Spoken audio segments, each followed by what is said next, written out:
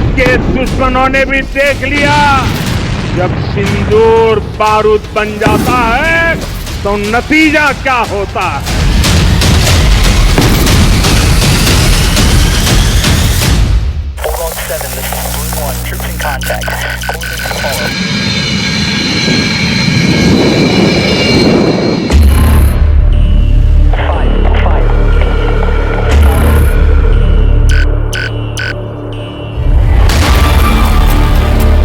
आधी रात के बाद 2:30 बजे 10 मई 2025 इस्लामाबाद में पाकिस्तान के प्रधानमंत्री शहबाज शरीफ के घर की खामोशी को एक फोन कॉल तोड़ देती है।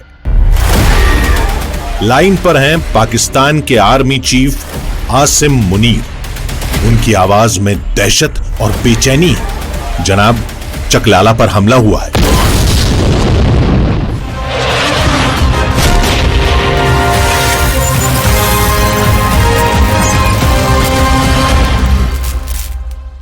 नौ और 10 की दरमियानी रात में तकरीबन 2:30 बजे सिपा सलार जनरल सैयद आसिम मुनीर ने मुझे सिक्योर फोन पे मुझे बताया कि वज़ीर-ए-आज़म साहब, हिंदुस्तान ने अपने बैलिस्टिक मिसाइल अभी लॉन्च किए हैं, एक नूर खान एयरपोर्ट पे गिरा है और कुछ और दूसरे इलाकों में गिरे हैं।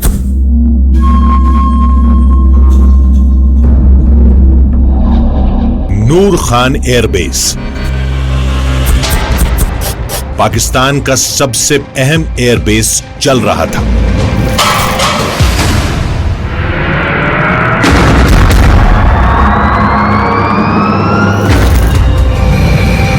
ये कोई सिंबॉलिक स्ट्राइक नहीं था,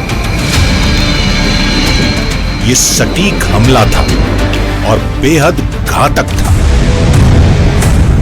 भारत ने वो कर दिखाया जो पहले कभी सोचा भी नहीं गया था।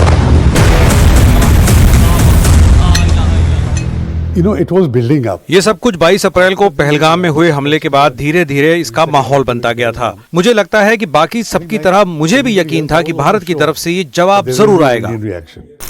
But the symbolic nature. नूर खान और फिर सरगोदा पर हमला प्रतीकात्मक रूप से बहुत अहम था।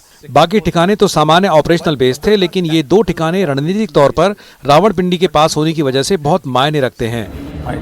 In terms of proximity to Rawalpindi, that the bases have been struck with such precision and इन ठिकानों को इतनी सटीकता और बड़े स्तर पर पूरे पाकिस्तान में अलग अलग जगहों पर और रणनीतिक रूप में अहम ठिकानों को निशाना बनाकर मारा गया, जो एक गेम चेंजर था। that is what was game changing. Noor Khan airbase Pakistan के वीआईपी ट्रांसपोर्ट प्लेन, खुफिया एसेट्स और स्पेशल एयर यूनिट्स का ठिकाना। दशकों तक ये जगह परमाणु ठिकाने की आड़ में सुरक्षित थी, लेकिन ऑपरेशन सिंदूर ने इस सोच को पूरी तरह बदल दिया। जो शुरुआत में आतंकियों के अड्डों पर हमले से शुरू हुआ, वो इस एक्शन से सीधा रावलपिंडी के लिए एक कड़ा संदेश बन चुका था। हम दशकों से न्यूज की एंकरिंग कर रहे हैं, पहले भी जंग और तनाव कवर कर चुके हैं, लेकिन हमने ऐसा पहले कभी नहीं देखा। जैसे न्यूक्लियर पॉलिसी को नए सिरे से लिखा जा रहा था। एक देश को जो आतंक का पनाहगाह है, उसे खुलकर चेतावनी दी जा रही थी। हम इतिहास को अपनी आंखों के सामने बनते हुए देख रहे थे। यह 1971 के बाद पहली बार हुआ था। पाकिस्तान की एयर पावर पूरी तरह से बर्बाद हो चुकी थी। एयर डिफेंस की कमजोरी बेनकाब हो चुकी थी। इसने पूरी दुनिया को चौंका दिया। अब दुनिया को यह समझना होगा कि आतंकवाद की कोई भी वारदात अब युद्ध मानी जाएगी और उसका कड़ा जवाब मिलेगा। अब यही नया नियम है।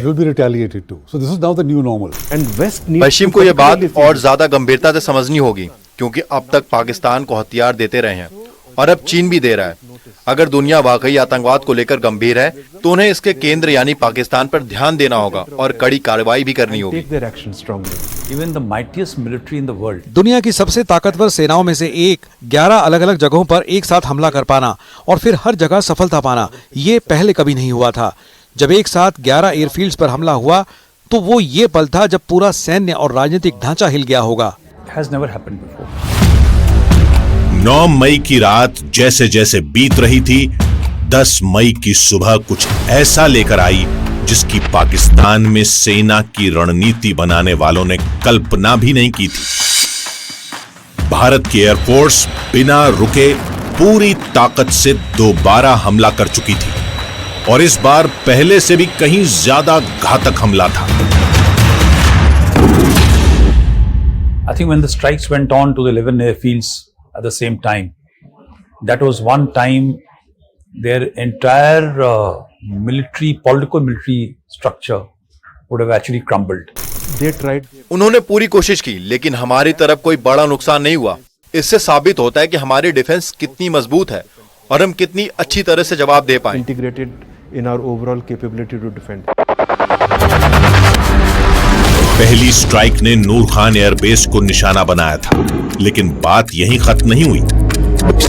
कुछ ही घंटों में पाकिस्तान के सबसे अहम मिलिट्री ठिकाने एक एक कर टारगेट किए गए। मुरीद, रफीकी, सरगोधा, ये वो एयरबेस हैं जिन्होंने 1971 के बाद कभी जंग नहीं देखी थी और ये ताबड़तोड़ सटीक बमबारी का निशाना बन रहे थे।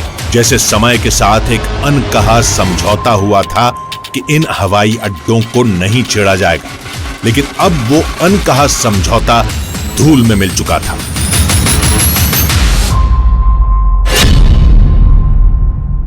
We have targeted the length and breadth of the adversary.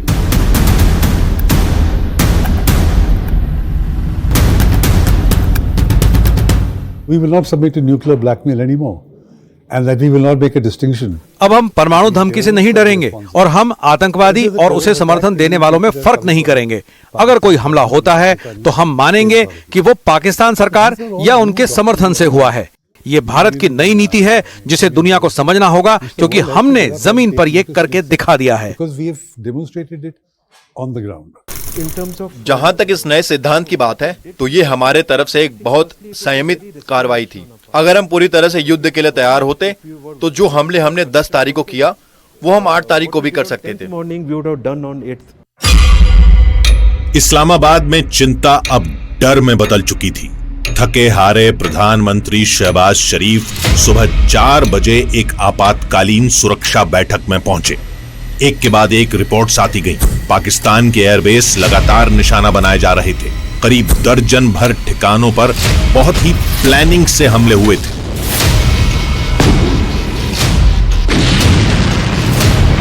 ये 1971 के बाद पहली बार हुआ था।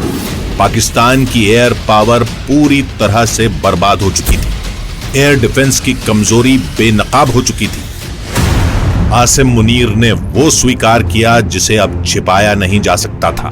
ये कोई छोटा मोटा झगड़ा नहीं था, ये भारत की नई मुहिम थी। संदेश साफ था, छेड़ोगे तो सिर्फ छोड़ेंगे नहीं, बल्कि कहीं का नहीं छोड़ेंगे। थरथरा रहे पाकिस्तान की हवाई सीमाएं अब उसकी रक्षा नहीं कर पा रही थी।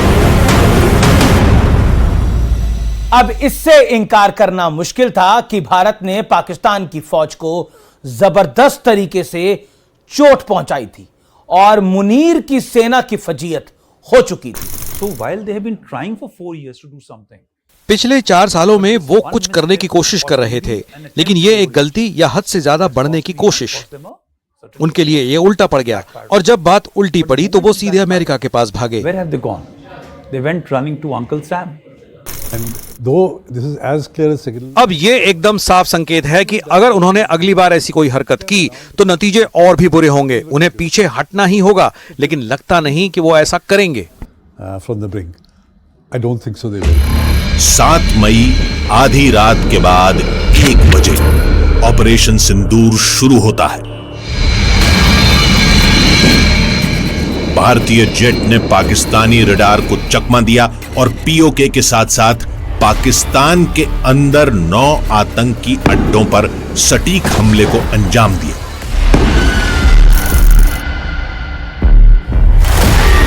बहावलपुर, मुरीद के, मुजफ्फराबाद, भिंबर, गुलपुर, सियालकोट, चकमरू, कोटली और बाग। मकसद साफ था, पीओके और पाकिस्तान में आतंक के ढांचे को पूरी तरह तबाह करना।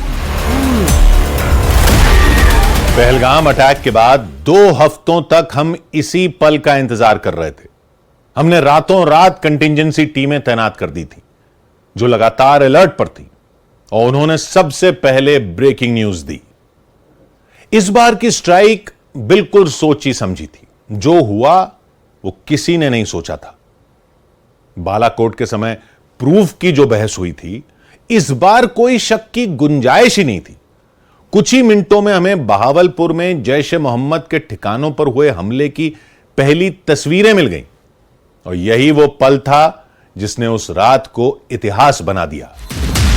सिर्फ 40 मिनट के अंदर आतंकवादियों के कई लॉन्च पैड के साथ ही जैश और लश्कर के हेडक्वार्टर तबाह कर दिए गए। लेकिन यह सिर्फ पहलगाम के जवाब में बदले की कार्रवाई नहीं थी, यह भारत की सैन्य नीति में एक बड़ा बदलाव था। बालाकोट के समय सिर्फ एक आतंकी ठिकाने को निशाना बनाया गया था, लेकिन इस बार पीओके से पाकिस्तान तक आतंकियों के अहम ठिकानों को तबाह कर दिया गया था। यह कहीं ज्यादा ताकतवर हमला था और उतना ही खतरनाक। 100 से ज्यादा आतंकियों का खात्मा किया गया, जिसमें जैश, लश्कर और हिजबुल मुजाहिदीन के टॉप कमांडर शामिल थे। उन्होंने तब तक इंतजार किया जब तक उनके ड्रोन और लैट्रिन म्यूजिशियंस ने हमला शुरू नहीं किया। शुरुआत में हमने सिर्फ सीमा के पास उनके रडार को निशाना बनाया था। फिर दूसरी रात को और हमले हुए, कुछ और एयर डिफेंस रडार टारगेट किए गए, और फिर जब बाकी एयरफील्ड पर हमला हुआ तब जाकर असली जवाब दिया गया। ये दिखाता है कि हमने कितना संयम बरता। लोग ये नहीं समझते कि इतनी बड़ी कार्रवाई में तनाव को काबू में रखना कितना मुश्किल होता है। जो कंट्रोल हमारे नेताओं और सेना ने दिखाया वो वाकई हैरान करने वाला है, और मैंने खुद वॉर गेम में इसे कई बार देखा है। भारत की रणनीतिक और सैन्य ताकत अब दुनिया के सामने खुलकर सामने आ चुकी थी। ऑपरेशन सिंदूर को एक नया रूप मिला जब प्रेस कॉन्फ्रेंस में 3 नाम सामने आए। Colonel Sofiya Qureshi, wing commander Vyomika Singh और विदेश सचिव विक्रम मिस्री। भारत ने दुनिया को बताया पाकिस्तान में आतंक दिल पर वार किया है। सबूत दुनिया के सामने है।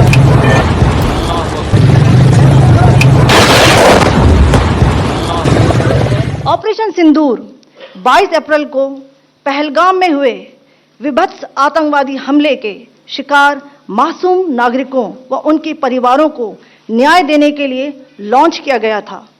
इस कार्रवाई में 9 टेररिस्ट कैंप्स को टारगेट किया गया और पूरी तरह से इसे बर्बाद किया गया।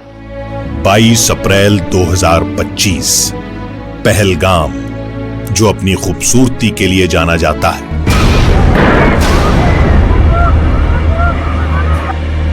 मासूमों के खून से लाल हो गया। 26 भारतीयों को बेदर्दी से मार डाला गया। उन्हें सिर्फ भारतीय होने के लिए नहीं, बल्कि उनके धर्म के लिए निशाना बनाया गया। यह हमला नहीं था, यह नफरत का एक पैगाम था, और दिल्ली ने वो नफरती पैगाम सुन लिया था।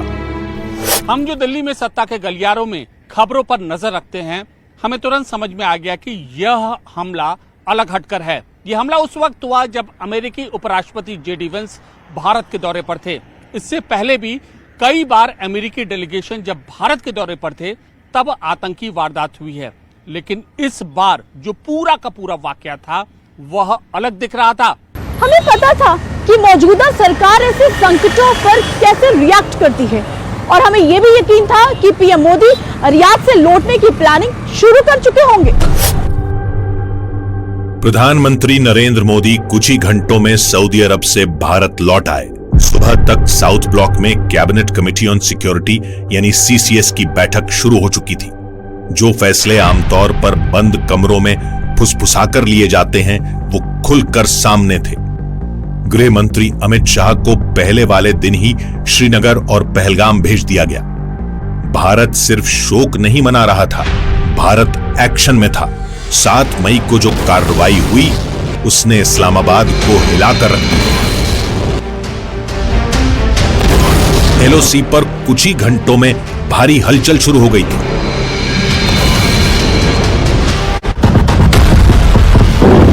पाकिस्तानी आर्मी ने इंडियन बंकर्स पे लगातार फायरिंग की और केरन एरिया में अभी तकरीबन 4 मकानों में आग लगी है और काफी सारे मकान जो हैं वो डैमेज हुए हैं। कहा था केंद्र सरकार ने सुरक्षा तंत्र को मजबूत करेंगे और जिस तरीके से उन्होंने पहलगाम में मारा है उसी तरीके से वहां जाके मारेंगे और आज वही हुआ है। भारी तादाद में नुकसान जो है वो पाकिस्तान का हुआ है।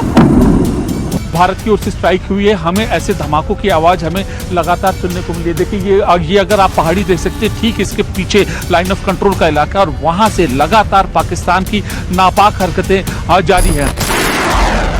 8 मई की शाम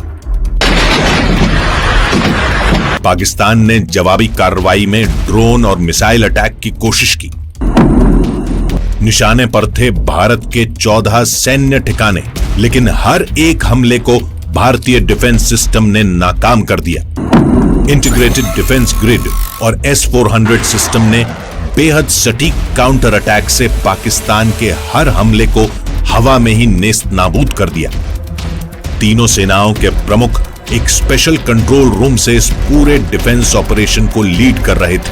अब ये भारत का अपना आयरन डोम बन चुका है। ऑपरेशन सिंदूर के कुछ मिनट बाद ही हम सब वॉर जोन से रिपोर्टिंग करने के लिए दिमागी तौर पर तैयार थे, लेकिन जो हमने देखा वो हमारे रिपोर्टिंग के करियर में यहां पहले कभी नहीं हुआ था। जब बॉर्डर और लाइन ऑफ कंट्रोल पर हलचल तेज हो रही थी, दिल्ली में डिप्लोमेटिक हलचल बहुत तेजी से चल रही थी। विदेश मंत्री डॉक्टर एस जयशंकर ने सऊदी अरब और ईरान के विदेश मंत्रियों से मुलाकात की। संदेश सीधा था, भारत जवाब दे चुका है। अगर पाकिस्तान आगे बढ़ा तो हम एक्शन से हिचकेंगे नहीं। भारत का पश्चिमी देशों को मैसेज हमेशा से साफ रहा है, अपने बचाव का हक भारत कभी नहीं छोड़ेगा। India gave a firm, resolute and measured response by destroying the relevant terror centers and launch pads. India's right to defend its people against acts of terror has also been recognized by countries across the world. इसके ठीक उलट पाकिस्तान की diplomacy पूरी तरह से नाकाम रही। उनके मंत्रियों ने वेस्टर्न मीडिया में जाकर और ज्यादा शर्मिंदगी झेली।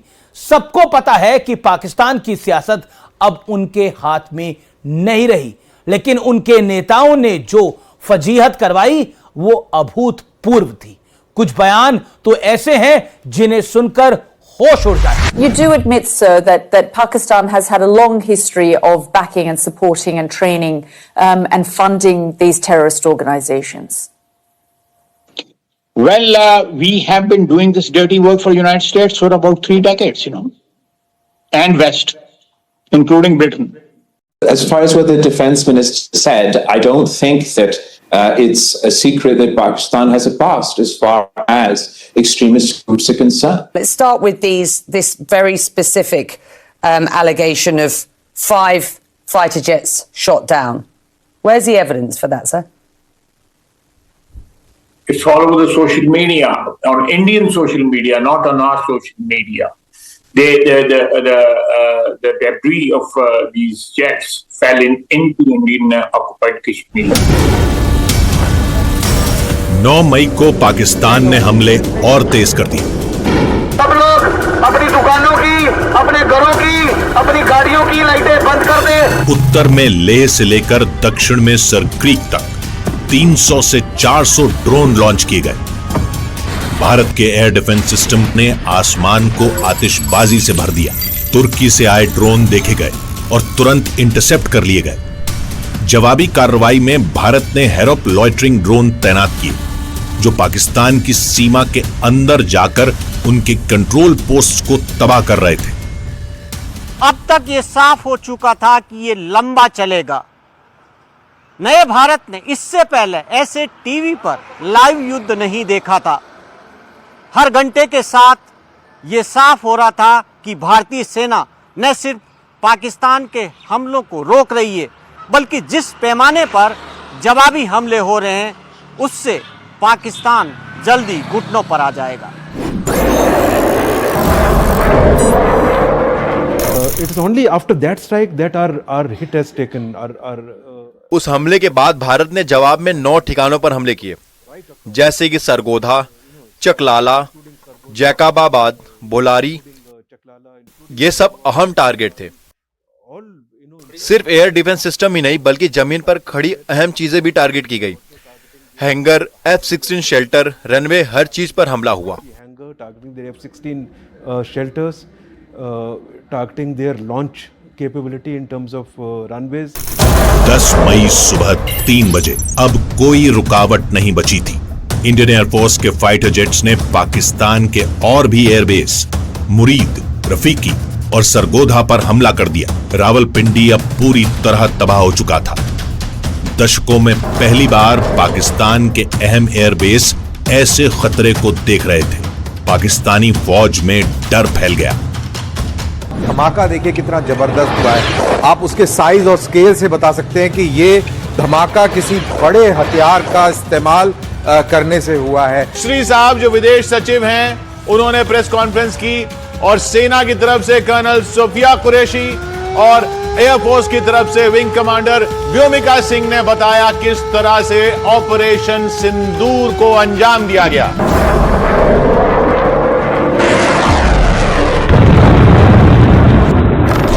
लेकिन जो हमला पाकिस्तान को पूरी तरह झुका गया वो था सरगोधा एयरबेस पर किया गया सटीक प्रहार। सरगोधा की लोकेशन केरन हिल्स के पास है, जो पाकिस्तान का न्यूक्लियर वेपन स्टोरेज जोन माना जाता है। जैसे ही हमला हुआ, पाकिस्तानी मिस इन्फॉर्मेशन मशीनरी चालू हो गई। अफवाहें उड़ाई जाने लगी कि न्यूक्लियर लीक हो गया है, लेकिन जल्द ही इन सब बातों को सिरे से खारिज कर दिया गया। फिर भी यह ऑपरेशन का टर्निंग पॉइंट था, जिसने पाकिस्तान के मजबूत बताए जाने वाले रेजिस्टेंस को पूरी तरह तोड़ दिया।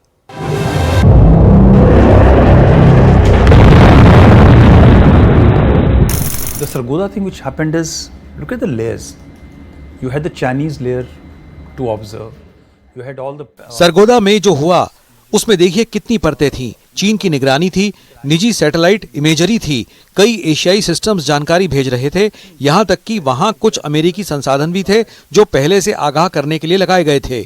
also to forewarn. पाकिस्तान के डीजीएमओ ने रिक्वेस्ट की, बात शुरू की, वो आगे बढ़े और उसके बाद ये फैसला लिया गया कि चलिए सीज फायर किया जाएगा।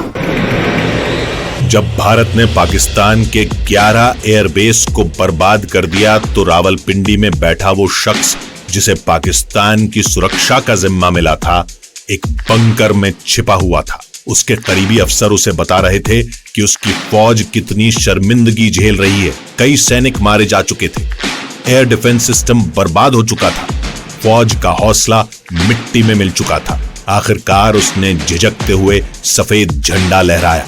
पाकिस्तान के डीजीएमओ ने सीज फायर के लिए कॉल किया। भारत का मिशन पूरा हुआ, पाकिस्तान ने हार मान ली। हमारी कवरेज का ये सबसे बड़ा पल था। हमारे सिक्योरिटी एडिटर मनोज गुप्ता इस ऑपरेशन की कवरेज को देख रहे थे और वही सबसे पहले ये जानकारी लेकर आए कि पाकिस्तान ने भारत की हॉटलाइन पर कॉल करके सीज फायर की मांग की है। इस्लामाबाद गिड़गिड़ा रहा था, पाकिस्तान की हार सामने आ चुकी थी। जब नई दिल्ली में इसकी औपचारिक घोषणा करने की तैयारी चल रही थी, उसी बीच अपने अति उत्साह के लिए जाने जाने वाले अमेरिका के राष्ट्रपति डोनाल्ड ट्रंप ने सोशल मीडिया पर पोस्ट की और सीज फायर कराने का दावा करने लगे। लेकिन भारत ने तुरंत साफ कर दिया कि कोई तीसरी पार्टी मध्यस्थ नहीं थी। पाकिस्तान ने सीज फायर की मांग की और कहा कि हम फायर नहीं करेंगे, तो भारत ने भी कहा कि अगर उधर से हमला नहीं होगा तो इधर से भी नहीं होगा। Military operations of Pakistan called the Director General of Military Operations of India at 15:35 hours earlier this afternoon. Pakistan की मिलिट्री ऑपरेशंस के डायरेक्टर जनरल ने भारत के डीजीएमओ को दोपहर 3:35 पर फोन किया और दोनों पक्षों ने जमीन, हवा और समंदर में सभी सैन्य कार्रवाई को शाम 5 बजे से रोकने पर सहमति जता दी। From 1700 hours Indian Standard Time today, instructions have been given on both sides to give effect to this understanding. The Directors General of Military Operations will talk again on the 12th of May at 1200 hours. Pakistan में अब हकीकत धीरे धीरे सबको समझ आ रही थी। National assembly में हार और अपमान की फुसफुसाहटें शुरू हो गई थी। भारत की तरह वहां कोई एकजुटता नहीं थी, बल्कि कई नेता खुद अपने प्रधानमंत्री का मजाक उड़ा रहे थे।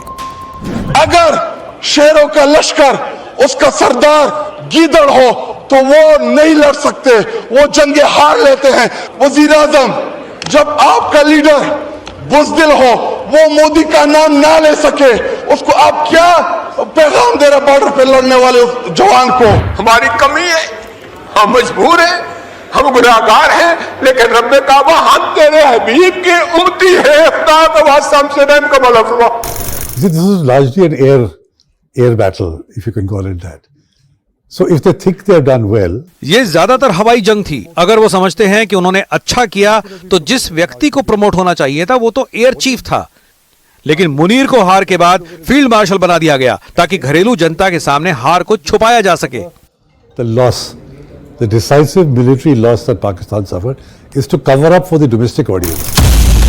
ऑपरेशन सिंदूर ने पाकिस्तान की मिस इन्फॉर्मेशन फैक्ट्री को भी पूरी तरह बेनकाब कर दिया। भारत ने सैटेलाइट इमेजेस, बरामद हथियारों और लॉजिकल एविडेंस के जरिए पूरी दुनिया को दिखाया कि सच्चाई क्या है। जनरल मुनीर के साथियों के पास अब बस तुक्के मारने के अलावा कुछ नहीं बचा था। ग्लोबल एक्सपर्ट्स ने इसे साफ तौर पर भारत की जीत कहा। भारत माता की Operation Sindoor was partially successful in regards of destroying the terror infrastructure, but highly successful. Operation ने पाकिस्तान के बुनियादी ढांचे को तबाह कर दिया और उसे इतनी बुरी तरह कमजोर कर दिया कि वो अब पारंपरिक भारतीय हमलों से खुद को बचा भी नहीं सकता और न ही पलटवार करने की ताकत रखता है। उनके पास अब सिवाय सीज फायर मांगने के और कोई चारा ही नहीं बचा था। And had no other option but to sue for ceasefire.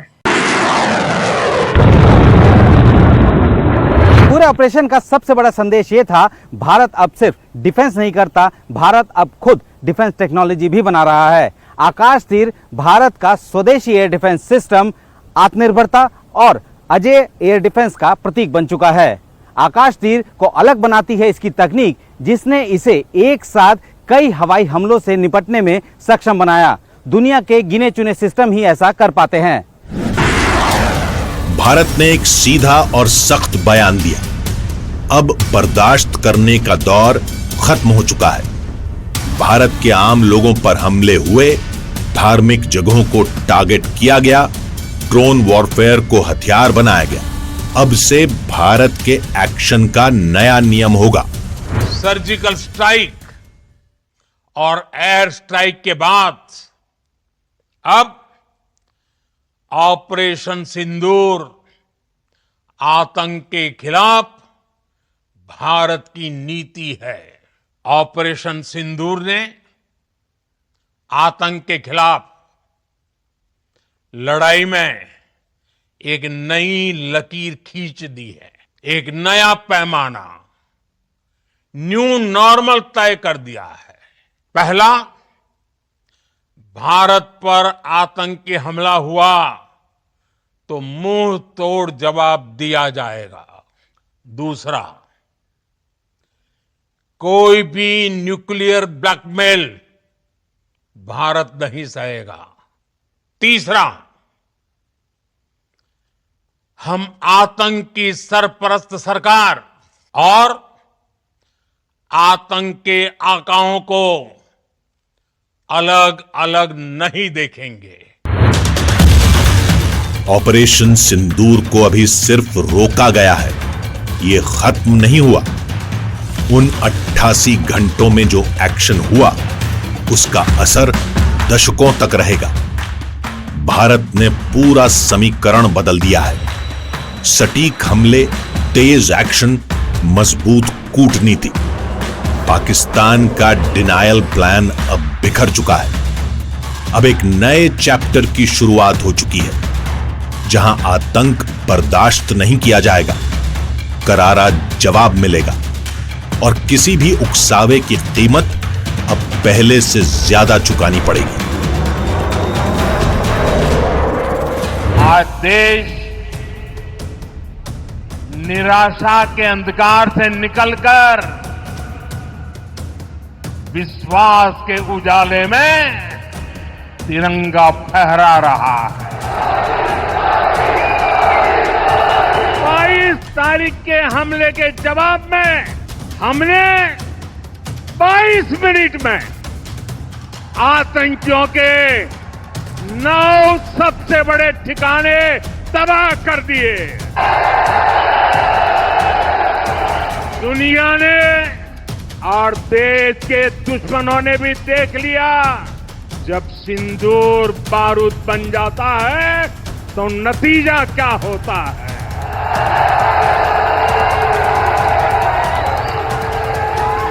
और आर्मी के सभी जाबाजों, बीएसएफ के अपने शूरवीरों को सैल्यूट करता हूं।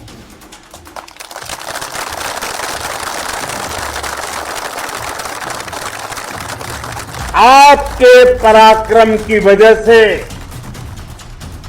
आज ऑपरेशन सिंदूर की गूंज हर कोने में सुनाई दे रही है।